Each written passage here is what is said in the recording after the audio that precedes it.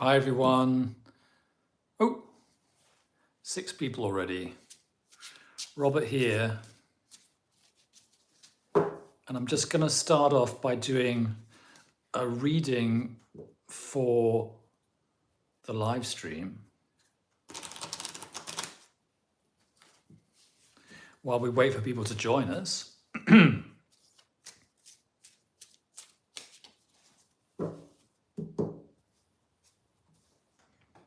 Okay, please give me a reading for this live stream.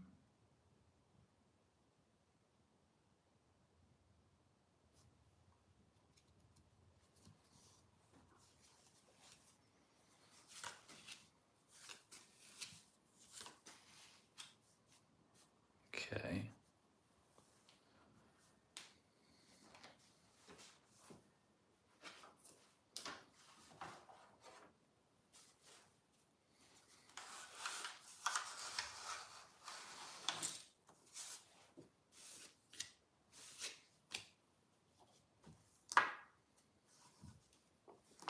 I'm going to stare at that for a bit until some more people join us.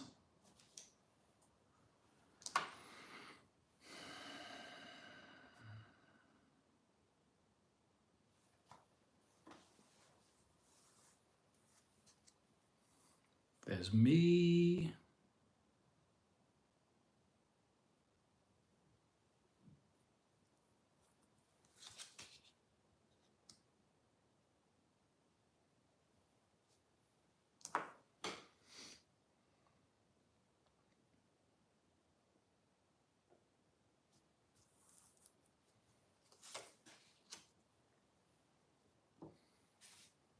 Okay.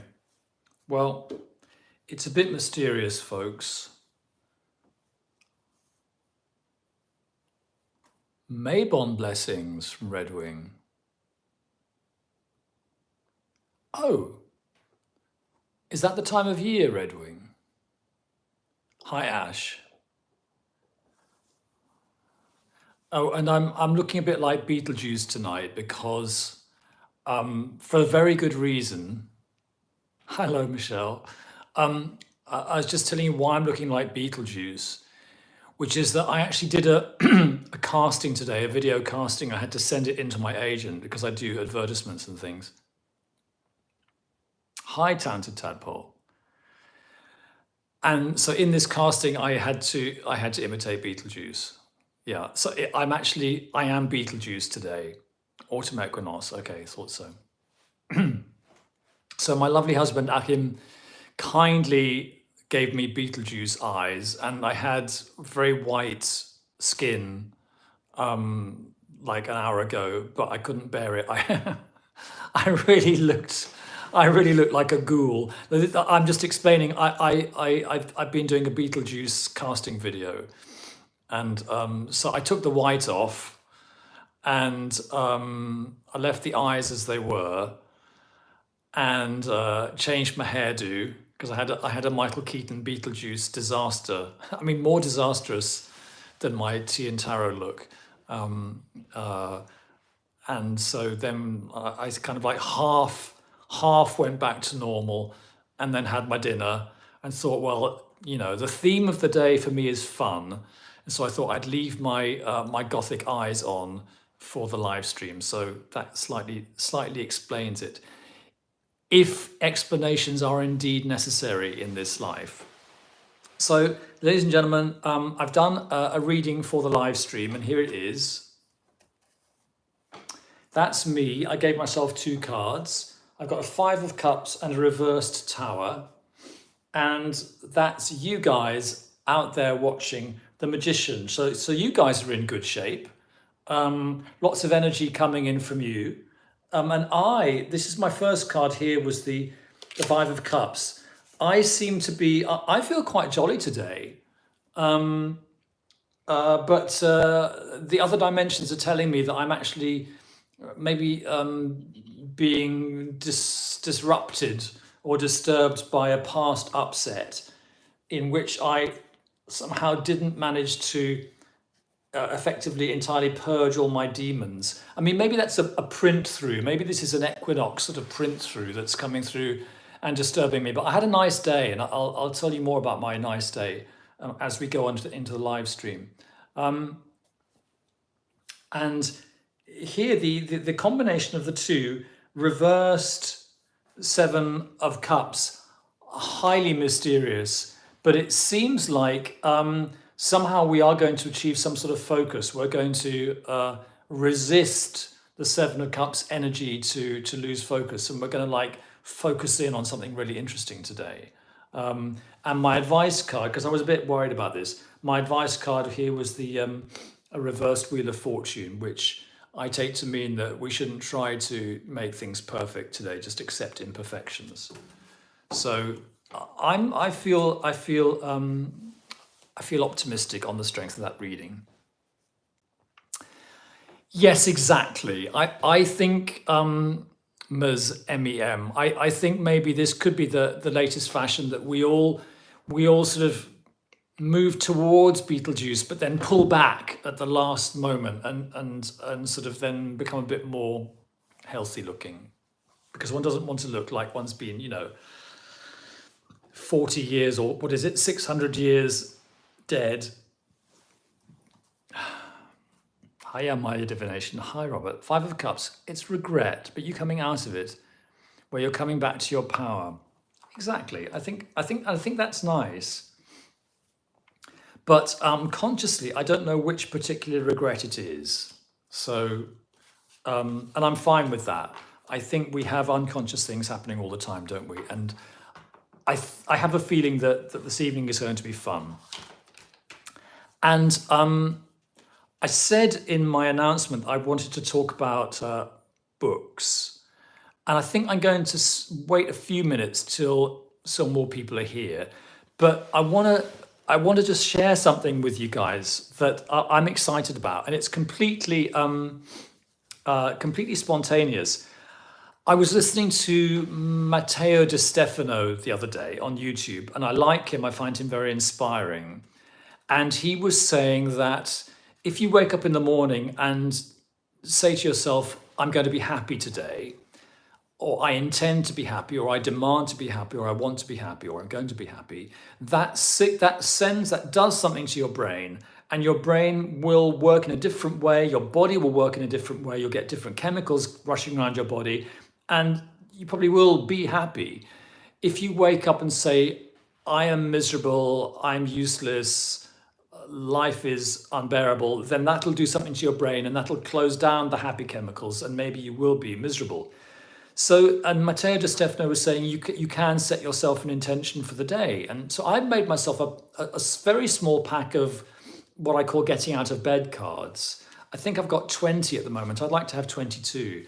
And I made these myself. They're just index cards. And I scrawled pink and green lines in magic marker on the back. And each one of these cards has a quality that I would like to experience in the day. Some of them are nouns and some of them are adjectives. So, and they're just penciled in at the moment because the project isn't quite finished. But this one just says fun, for example.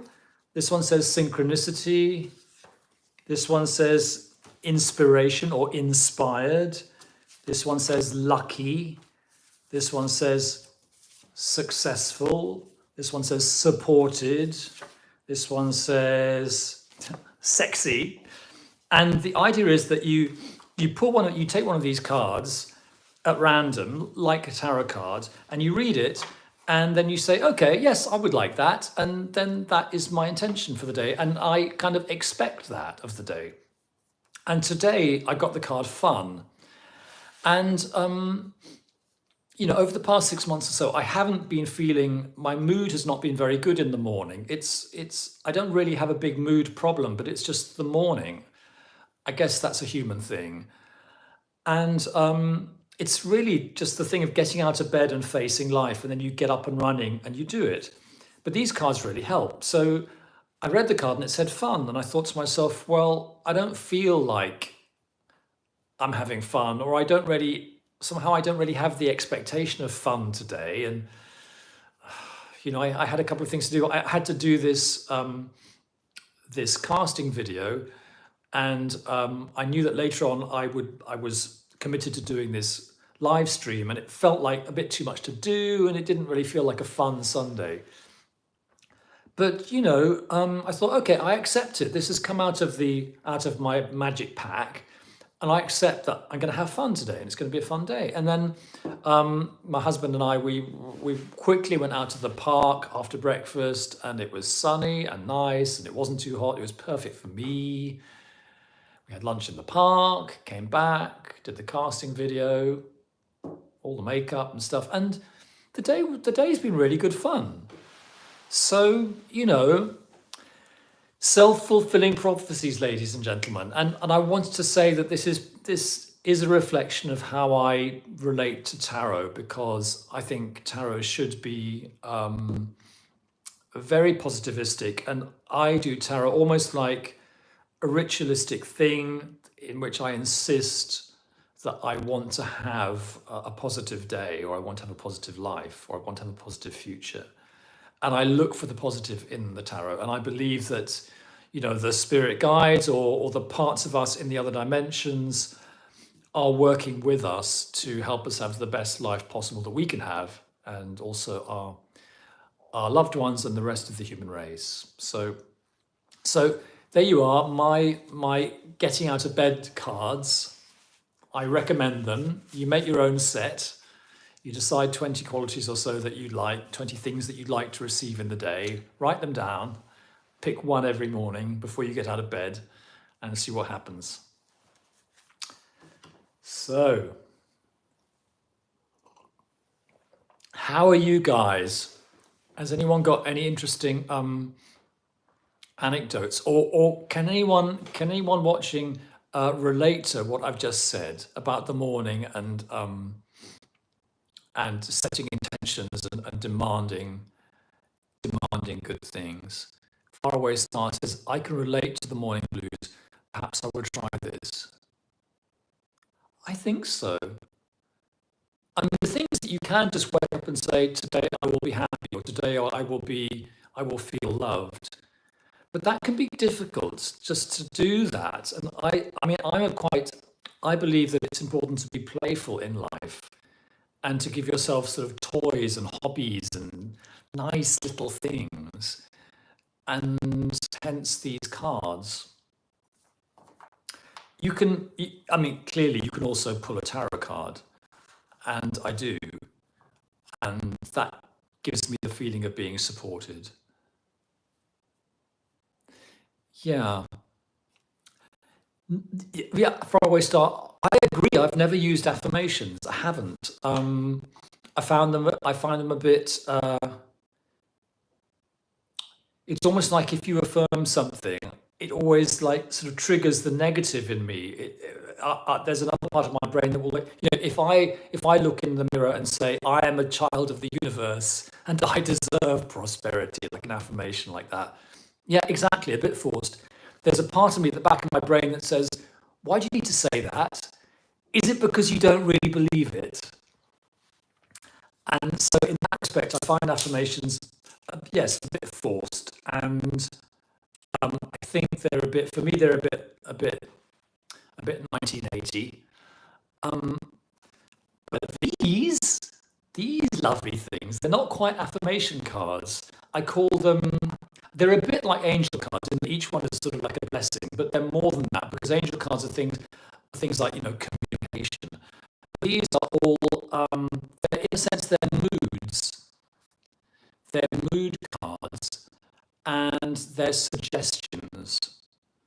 What else have I got? I've got one. Look, I've got relaxed.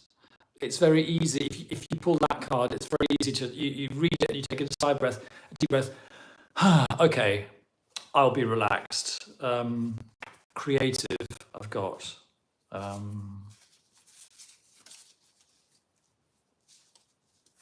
Stimulation. So yeah, they're not quite affirmation cards. They're my mood cards. And I've got a little going home bag from a hotel for my cards. Faraway Star says, Yes, at the very least, it may serve as a reminder for me throughout the day. I think that's right. For me, because an affirmation for me is like, it feels like therapy. Whereas these cards, they feel like a bit more, a bit wilder than therapy, a bit more risk taking. Because for me, it's really about, I challenge the universe. I challenge my other dimensional selves to deliver something, and it doesn't have to be anything very amazing. It can be just a feeling of being relaxed, or a feeling of being supported, or a feeling of just a bit that life is a bit more fun than you thought. One of my cards is synchronicity, and I pulled it, and about an hour later at breakfast with our guest, we had a little bit of nice synchronicity.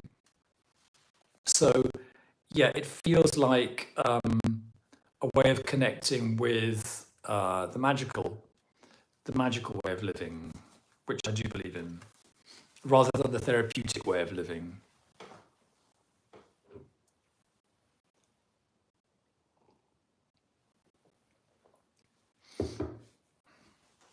So I'm going to start a conversation about books soon. But does anybody have any sort of check-in stories to say, oh, this happened to me this week, or that happened to me this week? And when we get to 7:30 GMT, I will be available for a few readings, because after all, that is what this is all about. And I kind of like sharing with you how I read cards. So if you want, you could prepare a question for 7:30, or the last half hour, the second half hour of the live stream.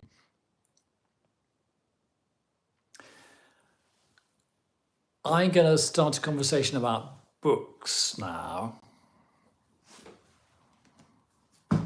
unless anyone tells me not to.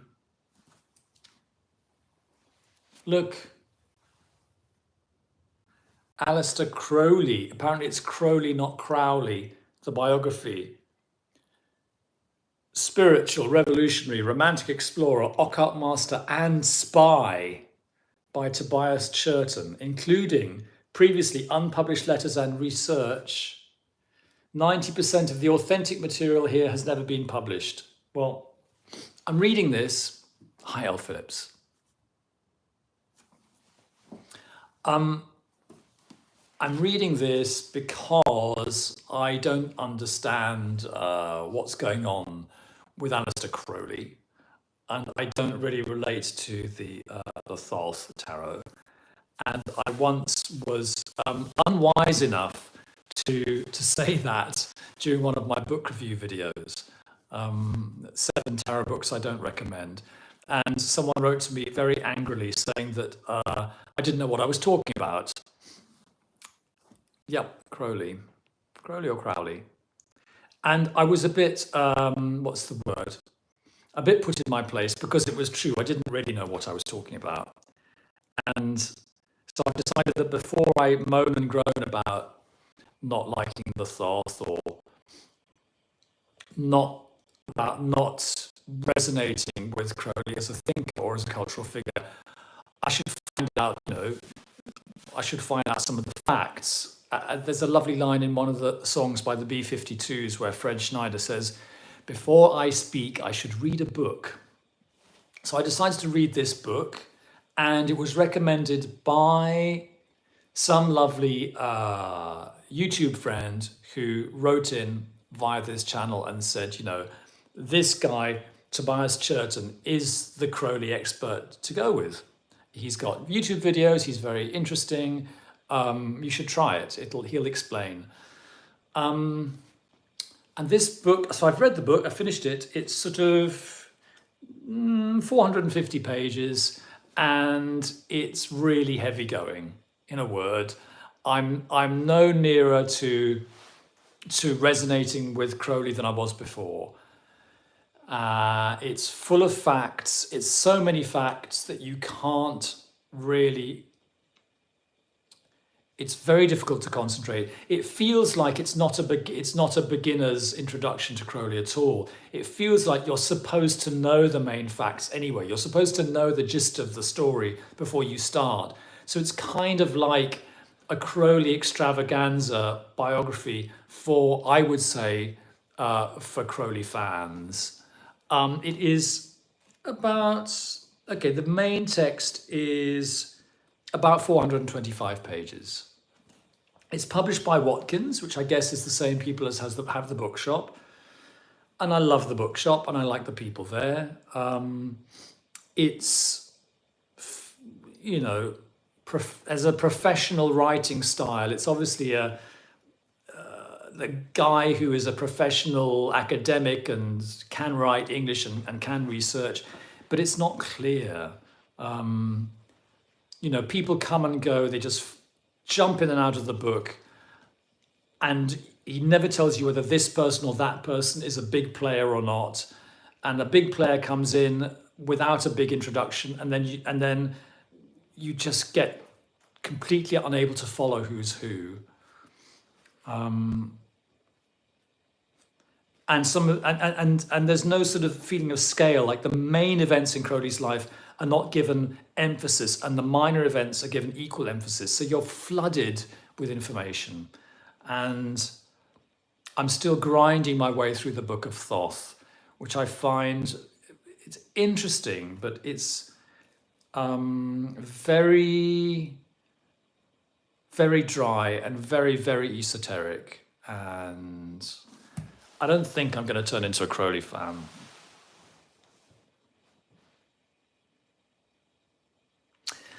Tanta Tabo says, don't know enough and hard to put finger on, but feel some kind of supremacist man thing that doesn't sit well. Thanks. Okay, Do What Thou Wilt by Lawrence Sutin is easy. Okay, thanks, Laura. Tanta Tabo, maybe. I think Crowley was kind of an aristocrat, sort of a fallen aristocrat. And he did think in those terms. And I think it's kind of like, I think the world before the two world wars was very different. And I think that culture was elitist. I don't think he was particularly a sexist. I think he was just an elitist. I think he liked women. And it's not true that he was just using magic because he was gay and he wanted to sleep with lots of men. That's completely not true. He wanted to sleep with lots of women and occasionally a man. But yeah, and he wanted to start a religion. He kind of thought he sort of thought that he was going to be the messiah of a new religion. And you know, the ideas are okay and they are esoteric ideas, and he was reacting against Christianity and so forth. But I don't think we need a new religion personally. And I think now that we're in the 21st century, some of the Crowley ideas, or the way they're framed, don't quite, work for us so much. But I think it's unfair to write him off completely, because I think during his life, he was very, very much smeared by the press. And there are lots of things that people that believe about Crowley that really aren't true, and that need to be kind of, to some extent, he needs to be rehabilitated, I suppose, because it's only, if you're interested in facts, it's only true. It's only fair. Al Phillips. The problem I have with Thoth is that I'm not interested in Kabbalah. That is my problem too. And I keep on not being interested in Kabbalah. And I think I'm going to go through my life not being interested in Kabbalah. And I feel a bit embarrassed about that, because I think probably Kabbalah does contain some interesting keys, to the meaning of life. But what's she going to do? I mean, I have other things I want to do with my life than become a Kabbalist. Michelle, Gary Lachman's book is pretty good, kind of a jaded POV, but you've probably had your fill of AC by now. Well, I haven't had my fill in a sense, because I need to get to the bottom of it. I mean, I finished this book because I had started it. And it was quite interesting to read about the 20th century in terms of people who were very sort of outside of society. I mean, in a sense, Crowley was a bit like Oscar Wilde, that he was doing things sexually which you're not meant to do, and he was kind of a little bit out of the closet about it as well, which Oscar Wilde wasn't until it was too late. And so it was kind of interesting, but it was just not very clear. And I think I would like to read a book which presents Crowley in a clearer way, because I mean, there are things in the Book of Thoth which I think are great. I think that he's very interesting about the court cards, and even when he's being very, very complex, talking about the major arcana, I kind of think, oh, so he thinks that about the Fool. Well, I intuitively think that as well. So I think a lot of what he's saying, which comes from Kabbalah, I kind of get from intuitive sources anyway. So I think it's interesting. I suppose the question is, do you have better things to read? Okay, so Do What Thou Wilt. Let me make a note of that.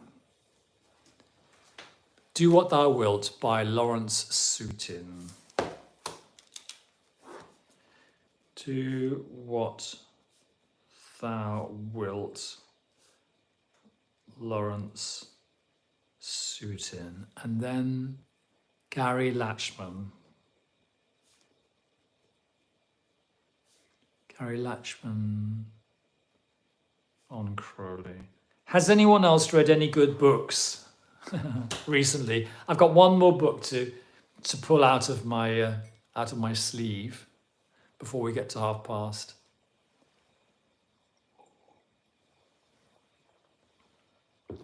Like once every 2 years or so, I do a video about tarot books I didn't like, and it's a bit negative. I know. I try not to do it too often, but people love watching them. Those ones. Faraway Star. I have a whole stack of Dion Fortune books, which I have started reading. The Esoteric Philosophy of Love and Marriage is particularly good. That's interesting. I've heard about Dion Fortune, and you know what? I've got a Dion Fortune book on my Amazon, wish list. That's a woman, isn't it? Dion Fortune. That's a woman's name. I think she sounds really interesting.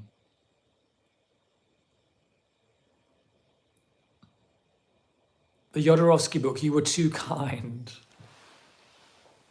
I wasn't I? It's a frightful book, but I was a bit scared. I'm always scared of the retribution of the fans.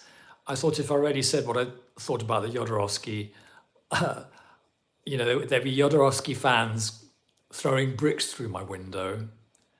I thought he's a frightful old fraud, actually.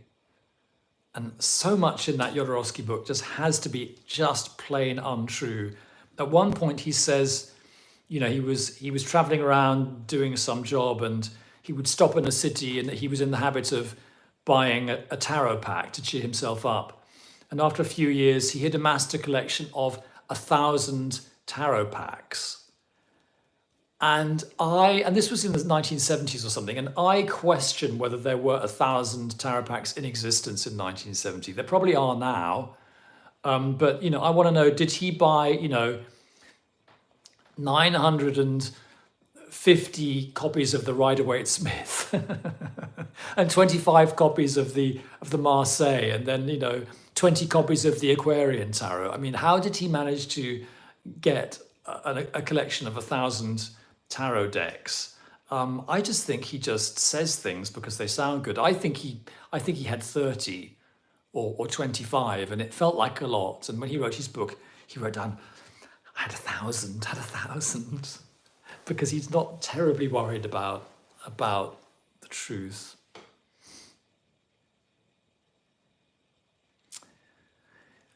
L. Phillips, you save negative for beloved tarot classics. I do, don't I? Yes, well, maybe we shouldn't talk about that. beloved, that beloved tarot classic that I don't like. 999 ASM Tarot is here. Hello, how are you? We're talking about books. The horrible truth is that I'm gearing up to make another video about tarot books that I don't recommend. And to do me justice, I probably recommend more books than I disrecommend. David Burnett, hi Robert, love the eye makeup. Thank you. I did a casting video for a Beetlejuice style advertisement today. So these are my Beetlejuice eyes. I've taken the white off, but I left the eyes on for the live stream.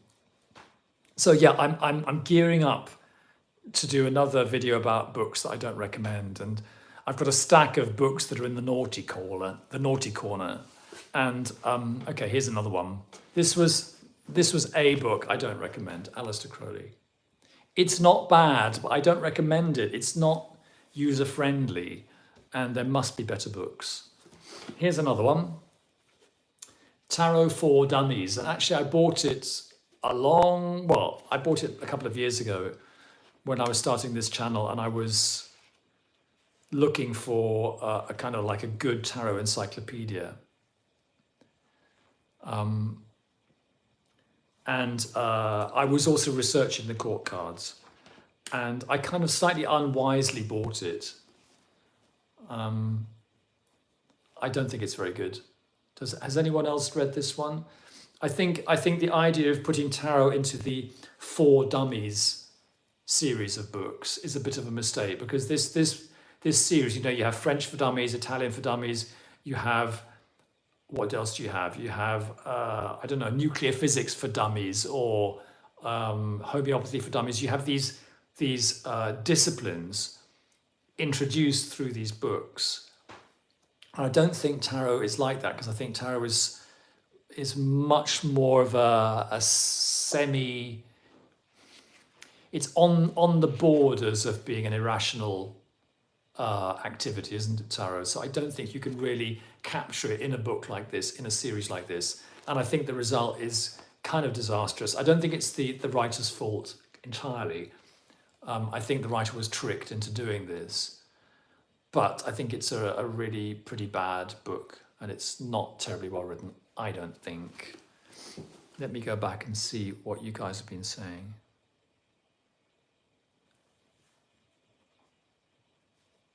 Sky says, honest reviews are hard to find, thank you. Oh, Faraway Star said something very similar. David Burnett, talking about The Way of the Tarot, Jodorowsky. The co-author Mariana Costa was involved with Jodorowsky romantically when they wrote it. And now she says he was quite chauvinist and possessive. The book has some weird sex references. I found a little odd. I completely agree. I think the sex references are rather ghastly in the book. He refers to sex as inseminations. Well, he talks about inseminations as almost like an esoteric thing, which I find horrible. He talks about, I think he's talking about the female body, the womb, the woman's womb. He talks about the hot cave, or maybe he's talking about the female genitals, the hot cave. I think that's really quite something. Karen says, I avoid all books for dummies. And anything by Mary Silver. I don't know Mary Silver, but I will note that. 999 says, I've seen that title, but I passed it by. The Accounting for Dummies book I purchased was underwhelming. Yes, underwhelming, I think, is the right word.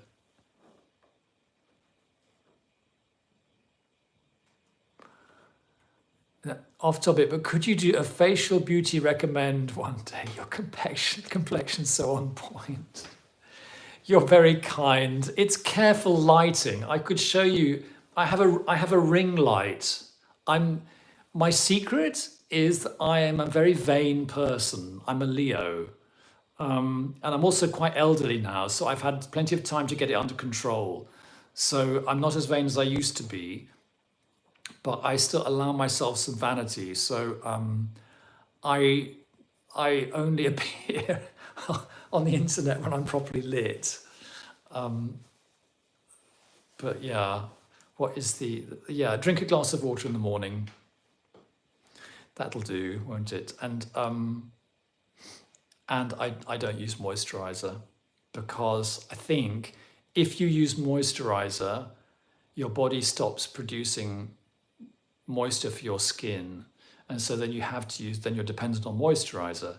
But if you don't use moisturizer, your skin stays moist, apparently. That's what someone told me.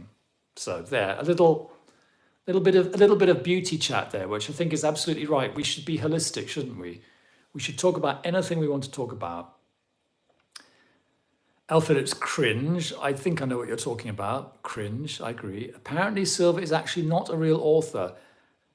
So I've heard, and not taking any chances. Giggles galore. Faraway star, I'm a Leo rising. Well, faraway star, if you're a Leo rising, I think you're probably less infected with the Leo bug than me. You probably just have certain Leo behaviors. If you're an actual Leo, you have this guilty secret, which is that you think you're absolutely marvelous because you're ruled by the sun.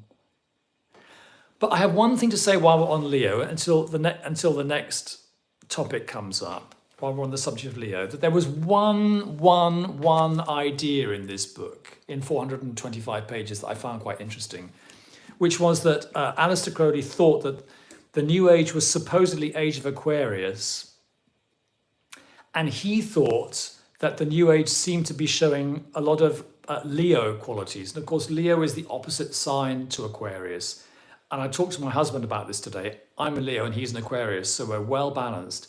And he said, well, that's the thing, any sign has its, in a sense, its shadow or its balance or its yin yang. So as we go into the Age of Aquarius, which is like, revolution, unconventional stuff, things changing, things becoming democratic, brotherhood of man, all this stuff, it's going to be balanced by Leo qualities, which, to my shame, I admit it, Leo is egocentric. Leo is interested in themselves, and so so we do have an atmosphere at the moment where we're all interested in ourselves, we're all interested in our own identity, and we all kind of want our piece of the pie at the moment. And I think that is a Leo thing. And I think, Leo is dramatic and theatrical, and Leo makes a fuss. And I think that is going to be a part of the Age of Aquarius. Cringe for Jodorowsky's mentions of sex. Absolutely. Karen, lol, my North Node is in Leo. That's where I'm heading. Well, Karen, good luck with that. Because I can tell you, it's a tough job being a Leo. If you can sing, you'll look so cool for a goth or punk rock band. I've had two pop careers, one in the 80s and one in the 2010s, and I'm exhausted. So now I'm a writer, Ms. MEM, and I have a few more things to release, a few more recordings to release, but for the time being, I'm not gigging. David Burnett says he does sing. He's also a songwriter, multifaceted talent. That's right, David. Thank you. And for everyone else needs to know, David Burnett is a great musician and is doing very well and is one to watch. So, and how's it going, David? I hope it's going well. It's we're coming up to 22. I'm here and we're live and I got my Beetlejuice eyes on. Does anyone have a question for the spirit guides or the other dimensional parts of ourselves? Because if you do, got some tarot cards here. L. Phillips, didn't the OTO say one day of Aquarius started when Jack Parsons, okay, day one of Aquarius started when Jack Parsons completed a ritual in the Californian desert in late 40s or early 50s. Interesting. Well, I asked ChatGPT when the age of Aquarius started, and I didn't get a straight answer. Apparently in 1962, there was a very extremely unusual astronomical conjunction. Apparently that the seven inner planets were all conjunct, I think in February 1962. And some people think that was the beginning of the age of Aquarius. Crowley made him the head of the OTO. Okay.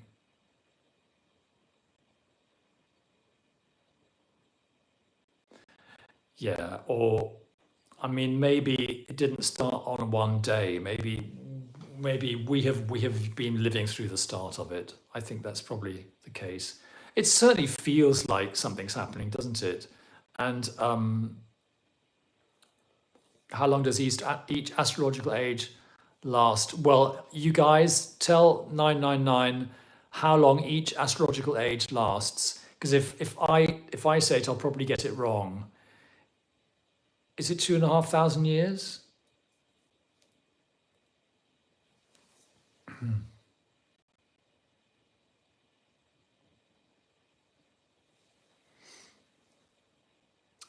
And there was another quite interesting comment by Matteo De Stefano.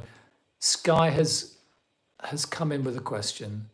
Will I be fined by KDM Management, condo management company, for feeding a feral cat wildlife? Just a second. I'm not quite sure whether I can take that question, Sky.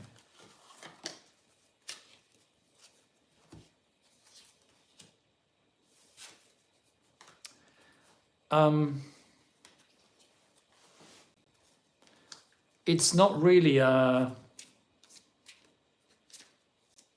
it's a pure prediction question, right? And there is no pure prediction unless you're having some sort of white hot prophetic episode. Because life is very, very, very, very infinitely complicated. But my cards have told me that they will take the question. So because we're online, let's do it. Will Sky be fined for feeding a feral cat?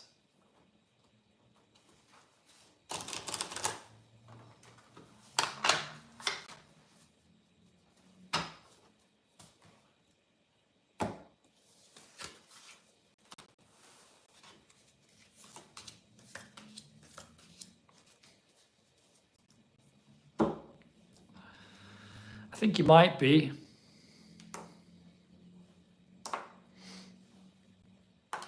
It's not looking very good.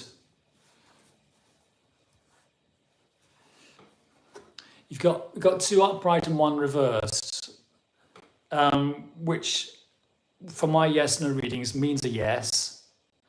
And also we've got a kind of these two rather heavy cards, the Eight of Swords and the Nine of Battens. They feel a bit, bureaucratic, don't they? And the Chariot, maybe you fed the Sphinx, and you're going to be fined for that. Please do not feed the Sphinx, Kai. I'm being a bit humorous about this because we're really on the borders of tarot reading here. In normal circumstances, I wouldn't answer that kind of yes/no question with tarot cards, but the cards said that they would be happy to answer you, and they've given you a yes. So if there's anything you can do to avoid that, act now. But the fine might be in the post. Let me know. Let me know how accurate my cards were. I sometimes there's some I was trolled the other day because I did a political video about the new government in the UK. And I mean, as soon as you go into politics, people get a bit cross because, we don't all agree about politics. And so the people who disagree with me politically have been slightly trolling me about that video and saying, oh, you made predictions and look how wrong you are. I didn't really make solid predictions. But I think my interest in tarot is very much about living your best life. And sometimes one makes predictions as a byproduct, No feeding the Sphinx, that's right. Okay, David, question. I want to make a change involving career. Should I go for the drastic, faster option, or should I take the safer, more conservative and slower path? Okay, should I go for the drastic, faster option or the safer, more conservative, slower path? Okay, so this is David. We're going to do this, David. A is drastic, faster, and B, safer, more conservative. Okay. 1, 2, 3, 1, 2, 3. I'm going to give you 6 cards, 3 for each choice. David, asking about a change involving career. A drastic, faster option or a safer, more conservative option?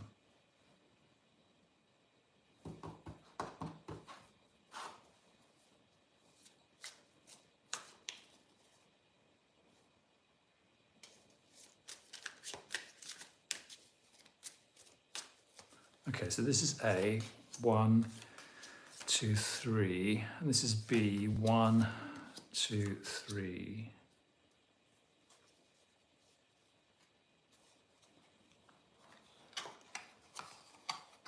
Oh, just a second. Ladies and gentlemen, we're doing a reading if you've just joined, and so I'm concentrating on David's question at the moment. David has asked me about 2 possible ways of going with career. I'm going to put it on my wonderful magnetic board.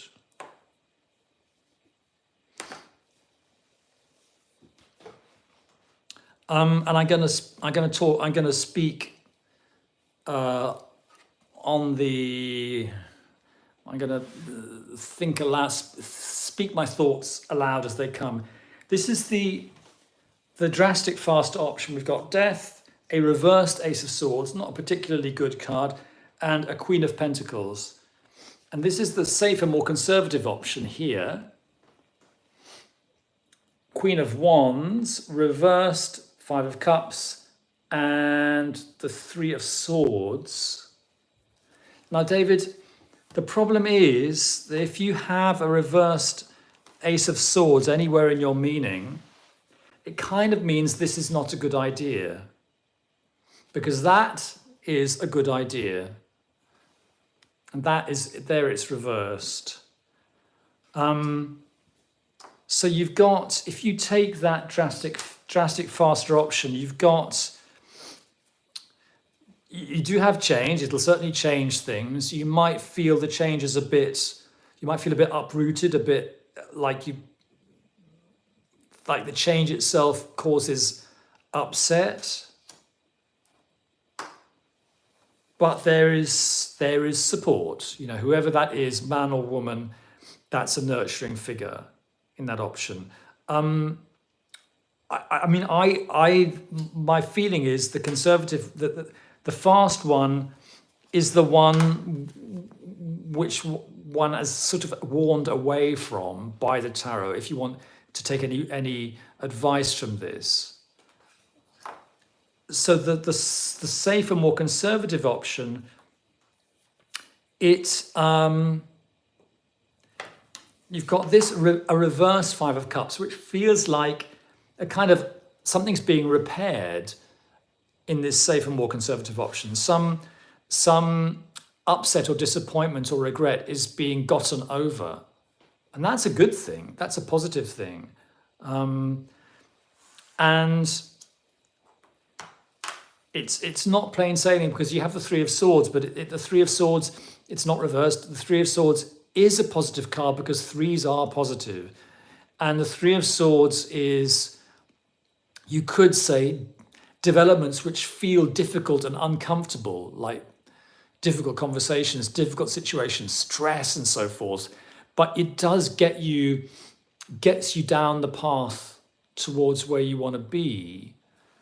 And then similarly, another supportive figure there. So you've got two queens. It could be that each option has a supportive woman in it, or someone with a feminine energy who is supportive. So I think, I mean, one tends to say, oh, don't go for the safer option because safe is boring. But I think in this case, the safer option is probably indicated. Deep breath. That was David's reading. I'm closing that down now. Karen has a question. Oh, going to post link on my X app. Besides being fashion, you do down to earth with wisdom. Okay, great. Thank you. Karen has a question. Oh, glad your mind is blown, David.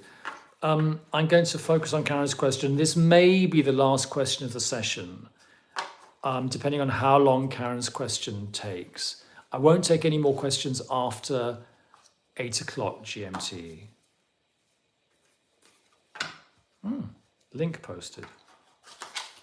Karen, I am currently recovering. Do the cards have any advice on how I can improve my health in the coming weeks?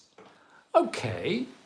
Okay, Karen, you know that as a tarot reader, my first duty is to say to you, I trust that you're getting proper medical care from doctors, because I am not a doctor.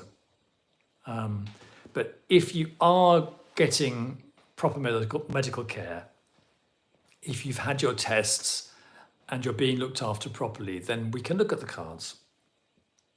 I'll take it that you are. If you're not getting medical care, say so, and we will talk about something else. You absolutely are. Good.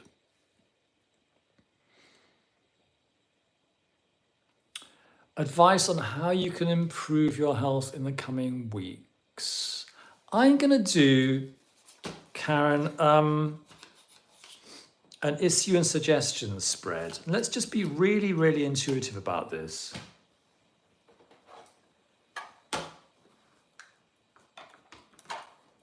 Let's take the Morgan Greer tarot, even though just a nice, gentle, jolly tarot, and say, okay, with regard to Karen, currently recovering, and with regard to her improving her health in the coming weeks, what is the theme and what are the suggestions? We know what the theme is, but is there an underlying theme? That's how I'm framing this. We may get a sort of oblique strategy answer here.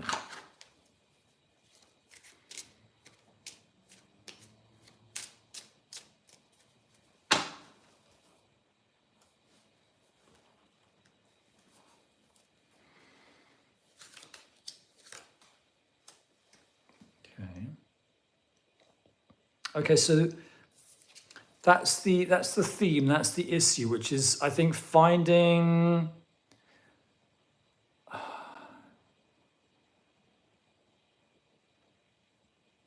getting yourself into a position where you have the energy and the feeling of sufficient feeling of safety to be able to get out of the house and and dance in the sunshine. This is the card of flourishing, isn't it? So we want to get you to flourishing. And Okay, there is something coming through. It's partly mysterious, but partly not mysterious. Let me use my magnetic board for you, Karen.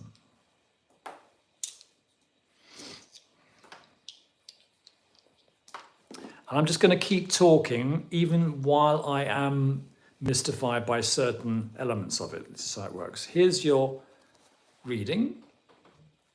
That's your theme, flourishing. How do we get you to flourishing? And here are the 3 suggestions. A reversed 5 of Cups, an 8 of Cups, and a reversed Empress. Okay, well,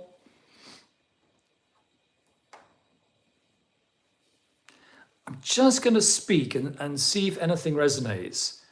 The 5 of Cups, even though it's not all doom and gloom, it is about dealing with disappointments, isn't it? And dealing with upset and dealing with things that didn't happen your way. Reversed. That needs to be, I think, over for you. That process needs to be over. So close down that process, whatever that process was. And I think you can move. I don't mean move house, but I think you can sort of like move on in a way. There is something about physical movement in the 8 of Cups. It might even be a suggestion to get away, if you possibly can. There's something emotional about the 8 of Cups, and it feels like I don't think you're being advised to move away from a relationship or a place that you love in that way. But it's more that I feel that you can heal yourself on an emotional level just by traveling around a little bit, no matter how short that travel might be, or short or long, or whether it's a holiday or whether it's a day out. And then you have a reversed Empress. Excuse me, I'm going to sneeze.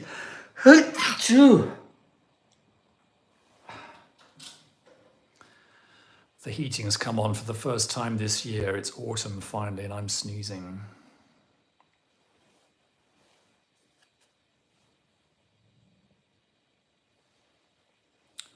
And I think, okay, so Karen, for you, it's not about growth at the moment. It's about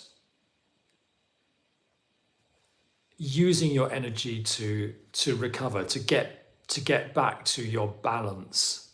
So don't overtax yourself with wanting to expand your operation or to push ahead or to be productive. Let it go and let all the energy go into your recovery.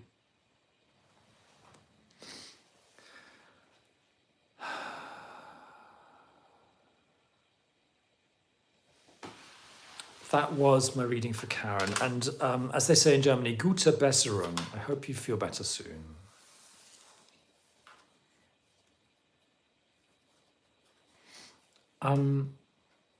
David Burnett says, love the Brian Eno reference. Have you got a set of the cards, Robert?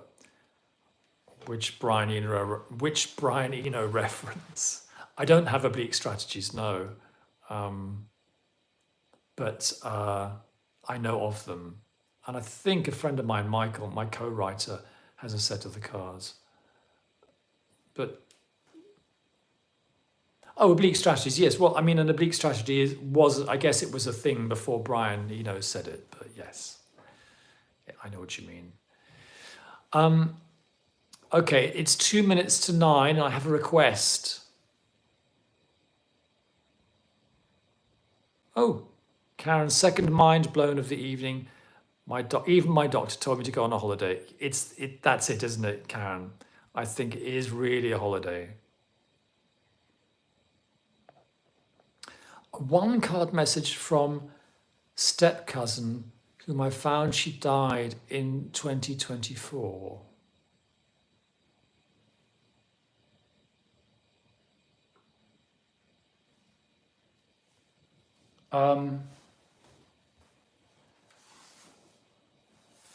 Okay, just a second.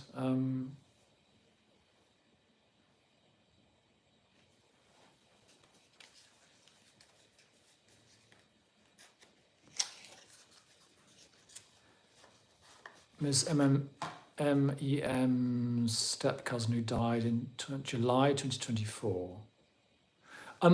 What was her name? That might make it a bit easier for me. I'm not much of a medium, but put it this way, I'm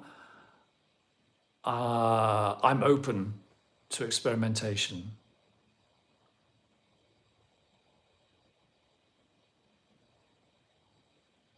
You're very welcome, Karen.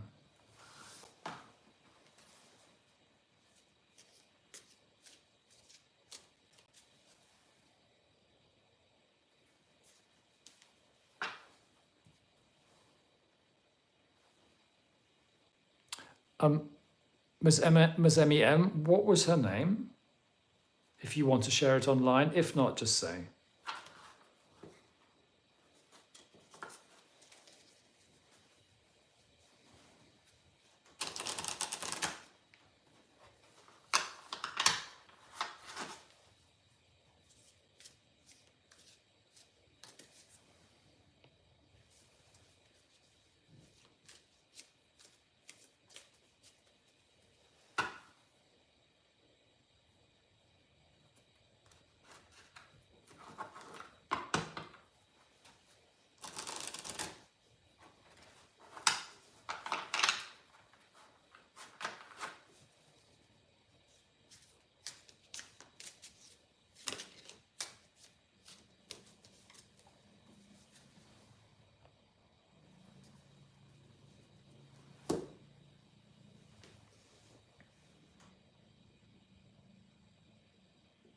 Ms. MEM, are you there?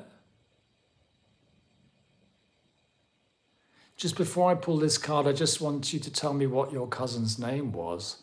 Or, if you'd rather not, just say you'd rather not. And then, folks, we will call it a day. It's been an exciting and fun and very full day for me.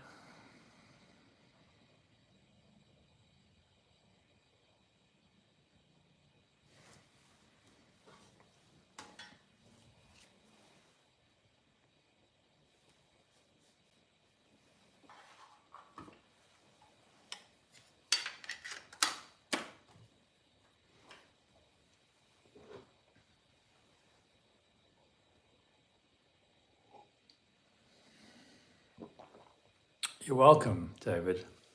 I hope I get the part two. My ambition is to become, a successful featured extra in advertisements. It's actually quite difficult to imitate Michael Keaton because he's so brilliant. Ah, Morgan Greer, very, very good, Faraway Star.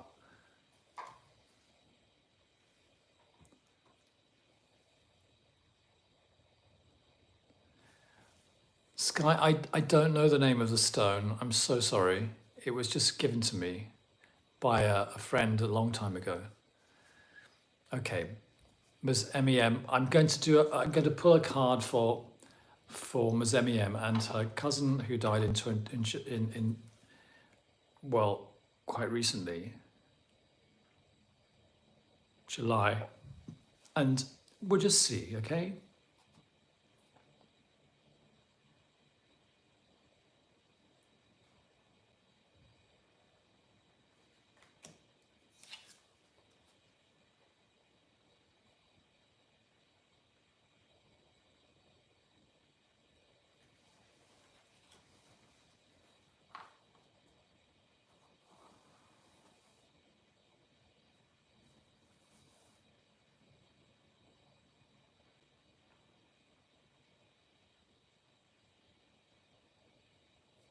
Debbie, I'm going to be really, really, really honest with you.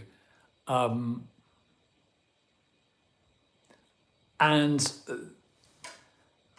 I'm going to use what I know, what I feel about the universe and what I feel about tarot cards. We've got a reverse judgment, okay? We've got a reverse resurrection card. And I don't think that that what this is what I believe. I believe that when people die, they are sometimes around us and sometimes they're talking to us. And I think they are immediately after they die, very much around us. And then I think, even though I know it doesn't quite work like this, temporally speaking, but I think sometimes the only way to understand it is that they're going away somewhere else because they need to process things and they have other things to do. And then they come back and talk to us. I think Debbie is away. I think she's processing. She might even be having a rest. She might even be getting better.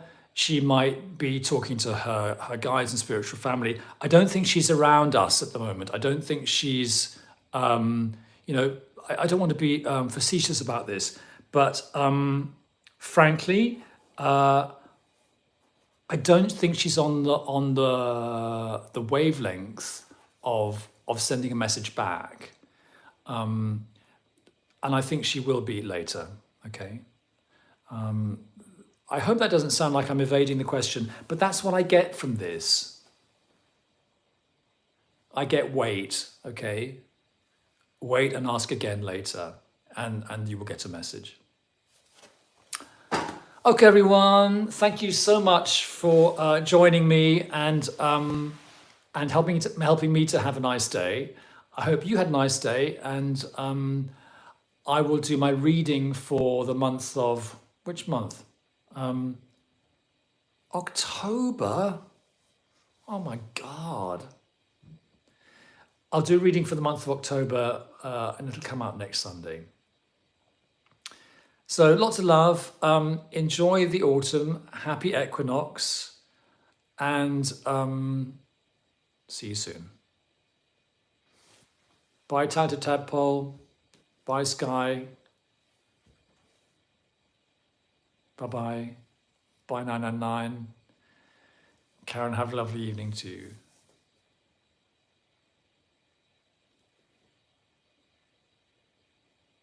Good, good, good. Thanks, Michelle. Take care, Faraway Star.